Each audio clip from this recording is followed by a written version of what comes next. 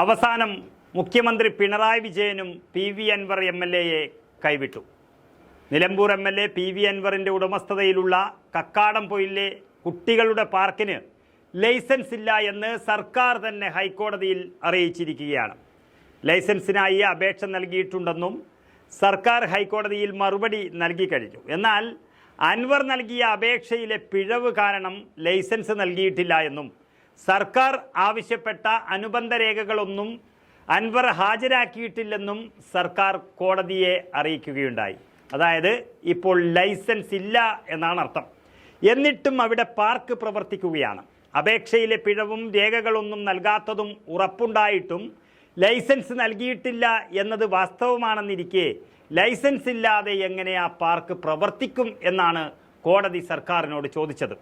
ഉത്തരം മുട്ടി വാക്കുകളില്ലാതെ നിൽക്കുമ്പോഴാണ് ഈ സർക്കാരിനെ കണ്ട് ദയ തോന്നിയിട്ടാകാം നാളെ ഇത് സംബന്ധിച്ച മറുപടി നൽകണമെന്നും കോടതി സർക്കാരിനോട് ആവശ്യപ്പെടുകയുണ്ടായി. എന്നാൽ ഹർജി ഭാഗം വെറുതെ ഇരിക്കാനൊന്നും തീരുമാനിച്ചിട്ടില്ല. ഇങ്ങനെ അനധികൃതമായി പ്രവർത്തിക്കുന്ന പാർക്ക് അടച്ചു പൂട്ടണമെന്ന് ഹർജിക്കാർ കോടതിയോട് ഇന്നും ആവശ്യപ്പെട്ടു. പഞ്ചായത്തിൽ നിന്ന് പാർക്കിനുള്ള ലൈസൻസ് എടുത്തിട്ടില്ല എന്ന വിവരാവകാശ രേഖ ഹർജിക്കാരൻ കോടതിയിൽ സമർപ്പിച്ചു. യാതൊരു ലൈസൻസുമില്ലാതെയാണ് കക്കാടംപൊയിലെ കുട്ടികൾക്കായുള്ള പാർക്ക് പ്രവർത്തിക്കുന്നത് എന്ന് ഇതോടെ വളരെ വ്യക്തമായിരിക്കുന്നു. ഗുരുതരമായ ചട്ടലംഘനമാണ് ജനപ്രതിനിധി എന്ന നിലയിൽ നടത്തിയത് എന്ന് അൻവറിനെ കുറിച്ച് ഹർജിയിലെ വാദം ശരിവെക്കുന്നതാണ് കോടതിയുടെ അഭിപ്രായവും. ഹർജി നേരത്തെ പരിഗണിച്ചപ്പോൾ PV അൻവറിൻ്റെ കക്കാടംപൊയിലെ പാർക്കിന് ലൈസൻസ് ഉണ്ടോ എന്നറിയിക്കാൻ കേരള സർക്കാരിന് ഹൈക്കോടതി നിർദ്ദേശം നൽകിയിരുന്നു. 3 ദിവസത്തിനകം മറുപടി നൽകണമെന്നൊരു സമയവും ഹൈക്കോടതി നിർദ്ദേശിച്ചിരുന്നു. തുടർന്നാണ് സർക്കാർ ഇപ്പോൾ ലൈസൻസ് ഇല്ല എന്ന് അറിയിച്ചിരിക്കുന്നത്. കലക്ടർ അടച്ചു പൂട്ടിയ ഒരു പാർക്ക് സർക്കാരാണ് തുറന്നു കൊടുത്തത് എന്നാണ് പറയുന്നത്.